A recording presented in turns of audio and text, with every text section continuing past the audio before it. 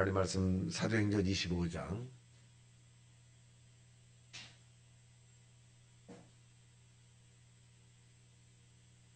1절에서 마지막 절까지 우리 합독합니다.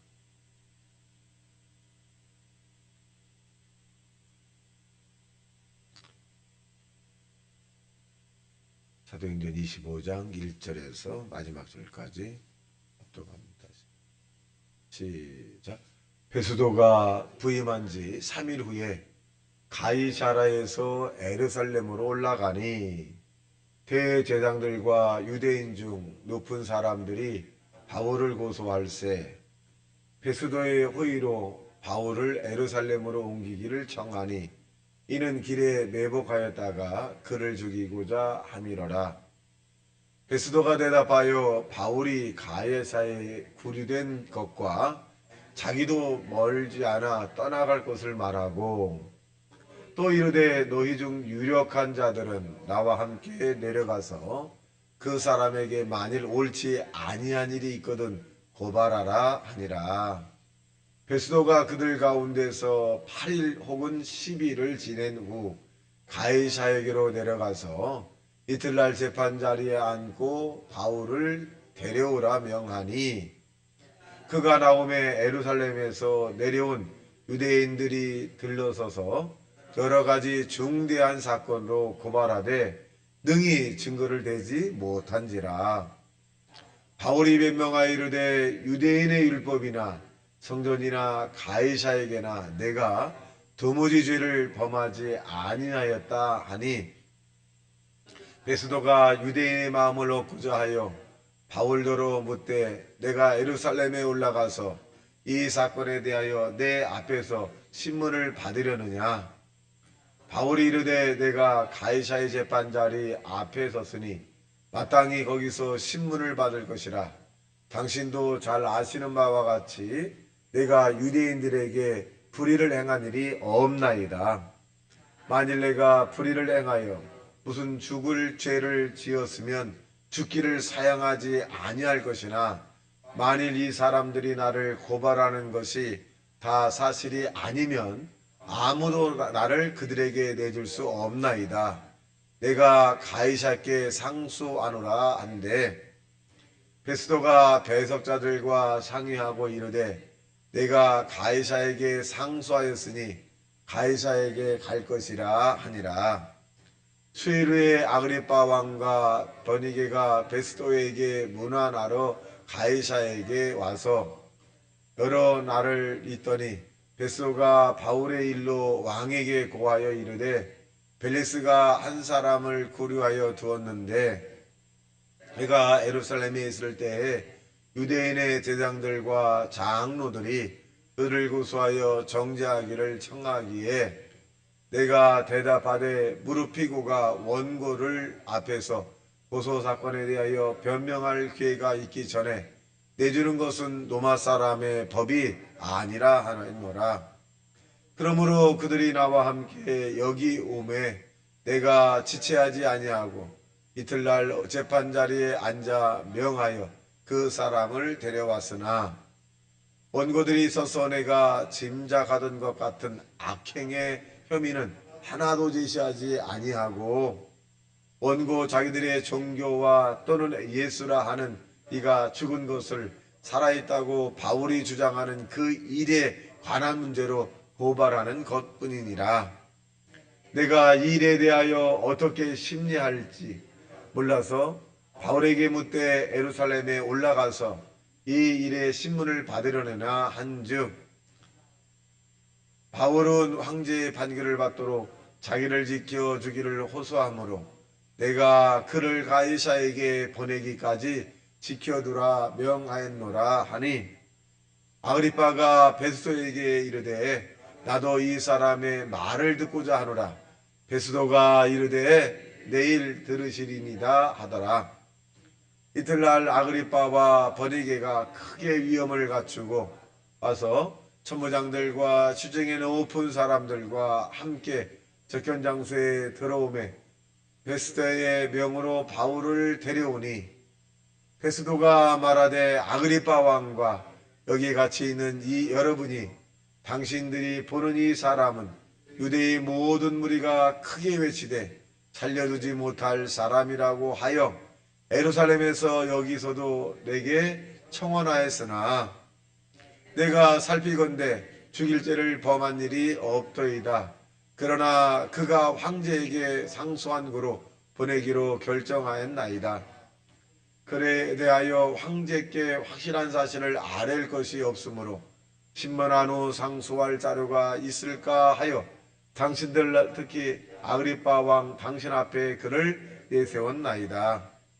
그 제목도 밝히지 아니하고 제수를 보내는 것이 무리한 일인 줄을 아나이다 하였더라. 아멘. 자, 오늘 본문에 있는 내용은 이 바울이 이제 재판을 받는 그런 장면이기도 합니다. 바울의 이런 죄명은 사실 무죄죠. 또 더 나가서 예수님의 죄명도 무죄입니다. 근데 이 바울은 대단히 당당해요. 내가 사람을 기쁘게 하랴 하나님을 기쁘게 하랴. 나는 사람을 기쁘게 하는 사람이 아니라 하나님을 기쁘게 하는 사람이다. 뭐 이런 의미로서 이제 하고, 두 번째는 나는 양심으로 하나님을 섬겼다.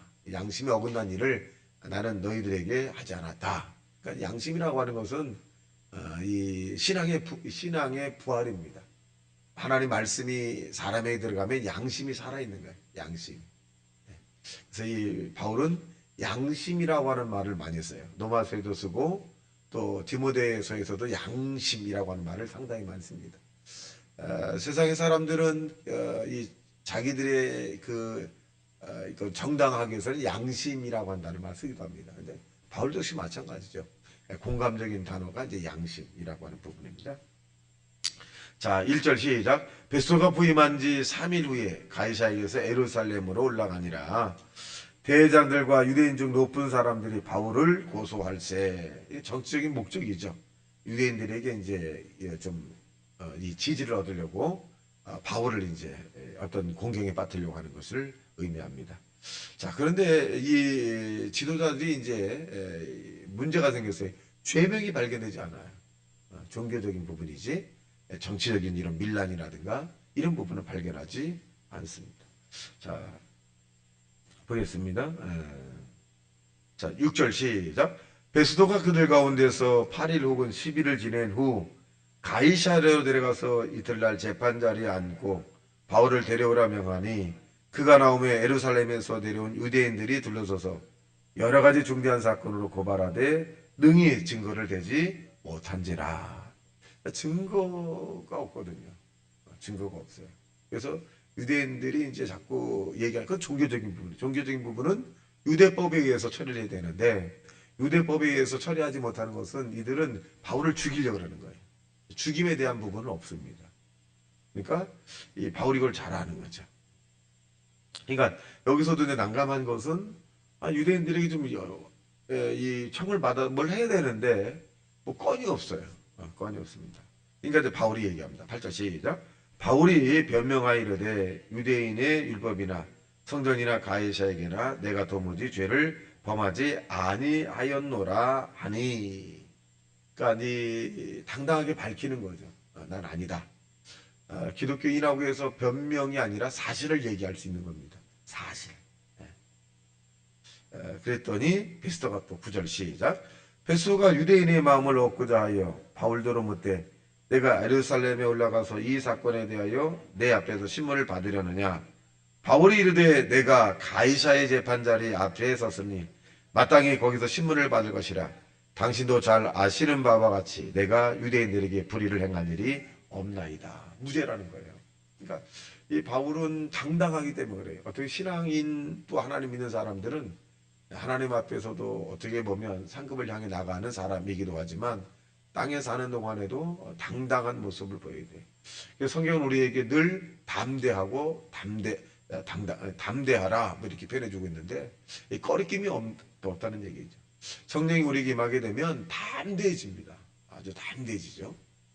그런 의미를 이제 바울이 이제 나는 잘못한 게 없다.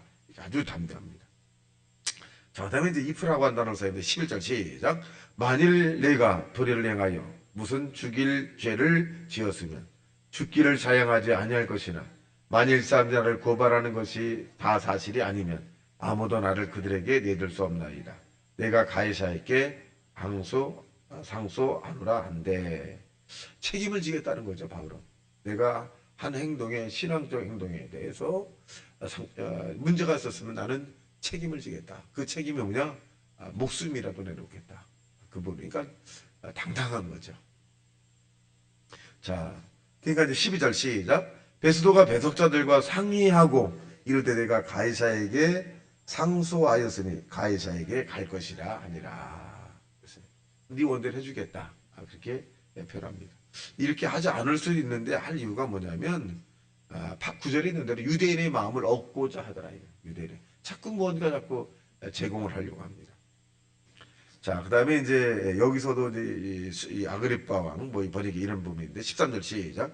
수일 후에 아그리빠 왕과 번역계가 베스도에게 문안하러 가이사에게 와서 여러 날을 있더니 베스도가 바울의 일로 왕에게 고하여 이르되 벨레스가 한 사람을 고려하여 두었는데 내가 예루살렘에 있을 때 유대인의 대장들과 장로들이 그를 고소해 정죄를 청하기에 내가 대답하되 무릇 피고가 원고들 앞에서 고소 사건에 대하여 병만할 것이기 전에 내주는 것은 로마 사람의 법이 아니라 했노라. 그러므로 그들이 나와 함께 여기 오매 내가 지체하지 아니하고 그 이튿날 재판에 앉아 명하여 그 사람을 데려왔으나 자 왔으나 이제 나름대로 이제 결론을 맺는 거 18절 시작. 원고들이 서서 내가 짐작하던 것 같은 악행의 혐의는 하나도 제시하지 아니하고 19절이 중요합니다. 시작. 오직 자기들의 종교와 또는 예수라 하는 네가 죽은 것을 살아있다고 바울이 주장하는 그 일에 관한 문제로 고발하는 것뿐이다. 종교적인 부분이다. 그렇게 이제 이 결론을 딱 맺었습니다. 그럼에도 불구하고 계속적으로 그러니까 이 바울의 뒤에는 하나님의 역사지만 유대인 뒤에는 사탄이죠. 영적인. 그래서 우리가 이 현실의 이런 모든 부분을 볼 때 영에 대한 부분을 우리가 생각을 해야 돼. 바울이 왜 이런 일이 일어날까? 억울하잖아요. 자꾸 아니라 억울하잖아요. 그래서 이 바울의 주장이 나중에는 이제 관철되기도 하지만 정치적인 이런 문제로 해서 바울이 이제 나중에 순교를 하게 됩니다. 자, 그 다음에 21절 시작. 바울은 황제의 판결을 받도록 자기를 지켜주기를 호소하므로 내가 그를 가이사에게 보내기까지 지켜두라 명하였노라 하니라. 그러니까 바울이 가기 전에 40여 명의 사람들이 이제 금식을 했다 그랬잖아요. 그래서 바울이 죽기 전에 우리들이 먹지도 않을 것이다라고 하면서 결사들을 보냈죠. 그러니까 그래서 이 바울은 재판을 정당하게 받길 원하지 그들에게 내가 죽임을 당하고 싶지 않다. 근데 그 전에 이제 바울에게 하나님께서 나타나셔서 현현하셔서 바울아 두려워하지 마라. 내가 로마에 가서도 내가 담대하게 증언할 것이다. 그러니까 이 내용상을 보면 저와 여러분의 이 삶이라고 하는 것이 사명이 끝나기 전에는 절대로 이 땅을 떠나지 않는다. 그러니까 하나님이 사명이라는 것은 하나님이 우리에게 주어진 일이죠. 하나님의 주어진 일을 마치기 전에는 절대로 우리가 떠나지 않는다. 그래서 생사화복은 하나님의 주관하시기 때문에 바울이 사명을 당하기 전까지 그 어떤 그 죽음도 일어나지 않았던 것처럼 이 바울의 이런 모습을 우리가 보게 되면 저와 여러분도 땅에 사는 동안에 절대로 하나님이 우리에게 맡겨진 일을 다 끝나기 전에는 우리도 떠나지 않는다라고 하는 부분입니다. 자, 그다음 23절 시작. 이틀날 아그리빠와 버네게가 크게 위험을 갖추고 와서 천부장들과 시중에 높은 사람들과 함께 접견 장소에 들어오고 베스도의 명으로 바울을 데려오니 여기 보면 위험을 갖추고 있어요. 위험, 외적인 위험이죠. 인본적인 위험이에요. 그 위험, 외적인 인본적인 위험은 그렇게 이 많은 사람에게 실제로 오래 가진 않아요. 그냥 순간적으로 위험적인 부분. 근데 영적인 위험은 굉장히 무섭습니다. 영적인 위험은. 그러니까 이 육적인 아픔보다 영적인 아픔이 더 정신적인 아픔이 더 고통스럽고 정신적인 아픔보다는 영적인 아픔이 더 고통스러운 거예요. 육적인 아픔이야 어떻게 다쳤거나 그러면 시간이 되면 또 우리 기억에 의해서 이제 잊혀지기도 하는데 정신적인 아픔도 오래 가죠. 정신적인 아픔보다 더 오래 가는 것이 영적인 거예요. 영적인 것은 그래서 영에게 환난과 곤고가 임하지 않도록 기도하라 그렇게 말씀하셨습니다. 그래서 영적인 부분, 그러니까 영적인 편하면 정신적도 이겨 나갈 수 있고 정신적으로 승리하면 육적인 부분도 아픈 부분도 극복해 나갈 수 있다는 것을 우리가 추적해 보면 알 수 있습니다. 자, 그 다음에 이제 25절 시작. 내가 살핀 건데 죽일 죄를 범한 일이 없도이다. 그러나 그가 황제에게 상소한 거로 보내기로 결정하나이다. 사실은 보내지 않아야 된다. 죄명이 없기 때문에. 근데 바울이 자꾸 간다고 했다. 간다고 하니까 보내주는데 죄명이 없다. 그 얘기입니다. 26절 시작. 그에 대하여 황제에게 확실한 사실을 알릴 것이 없으므로 신문한 후 상소할 자료가 있을까 하여 당신들 앞 특히 아그리빠 왕 당신 앞에 그를 세웠나이다. 그 제목도 밝히지 아니하고 죄수를 보내는 것이 무리한 일인 줄 아나이다 하였더라. 그럼 왜 바울이 계속적으로 왜 로마로 향했을까요? 복음이에요. 예수를 증거하기 위해서 이는 선택한 길입니다. 반드시 이 바울이 로마에서도 어려움을 당할 것을 예언자들 통해서 계속 듣잖아요. 근데 바울은 그렇게 말하잖아요. 내가 복음을 증거하기 위해서는 나의 생명을 조금도 귀한 것을 여기지 않는다. 그렇게 표현했어요. 그러니까 바울은 복음을 위해서 자기를 희생하는 이런 모습을 이 본문을 통해서 알 수 있습니다. 오늘 저와 여러분이 복음, 기쁨을 위해서 살아가는데 우리에게 주어진 일들이 있을 거예요. 주어진 일에 정말 기쁘고 행복하고 감사하고 즐거운 인생의 날이 되시기를 예수님 이름으로 축원합니다. 다 같이 말씀 생각하며 통성 기도합니다. 주여 주여 주여